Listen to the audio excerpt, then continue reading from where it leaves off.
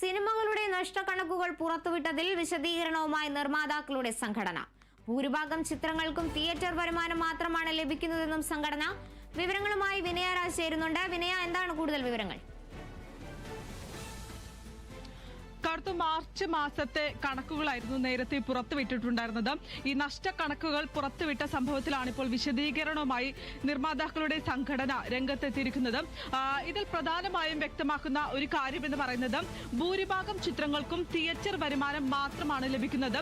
OTT-യിൽ നിന്നും വരുമാനം ലഭിക്കുന്നത് വളരെ കുറച്ച് ചിത്രങ്ങൾക്ക് മാത്രമാണ് OTT-യിൽ നിന്നും വരുമാനം ലഭിക്കുന്നത്.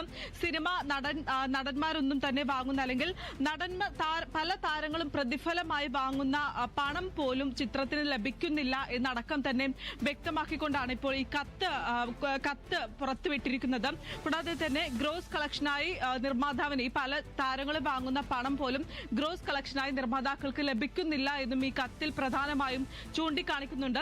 ചൂഷണത്തിനും വഞ്ചനയ്ക്കും വിധേയരാകേണ്ടവരല്ല നിർമ്മാതാക്കളെന്നും പ്രധാനമായും ഇതിൽ വ്യക്തമാക്കുന്നുണ്ട്. നിർമ്മാതാക്കൾ നേരിടേണ്ടി വരുന്ന പ്രതിസന്ധികൾ വ്യക്തമാക്കാനാണ് ഇത്തരത്തിലൊരു കത്ത്, അതായത് ഈ കണക്കുകൾ പുറത്തുവിട്ടിട്ടുണ്ടായിരുന്നത് എന്നും കത്തിൽ വ്യക്തമാക്കുന്നുണ്ട്. മാർച്ച് മാസത്തെ ഈ കണക്കുകളായിരുന്നു, നഷ്ടക്കണക്കുകളായിരുന്നു പ്രധാനമായും നേരത്തെ പുറത്തുവിട്ടിട്ടുണ്ടായിരുന്നത്. അതിന് പിന്നാലെ തന്നെ വലിയ വിവാദങ്ങളൊക്കെ അത് വഴിവെക്കുന്ന ഒരു സാഹചര്യം ഉണ്ടായിരുന്നു. അത് വിവാദമായതിന് പിന്നാലെയാണ് ഇപ്പോൾ വിശദീകരണവുമായി ഈ നിർമ്മാതാക്കളുടെ സംഘടന രംഗത്തെത്തിയിരിക്കുന്നത്. കാർത്തു, ശരി, സിനിമകളുടെ നഷ്ടക്കണക്കുകൾ പുറത്തുവിട്ടതിലാണ് നിർമ്മാതാക്കളുടെ സംഘടന ഇപ്പോൾ വിശദീകരണം നൽകിയിരിക്കുന്നത്. വിനയരാജാണ് വിവരങ്ങളുമായി ചേർന്നത്.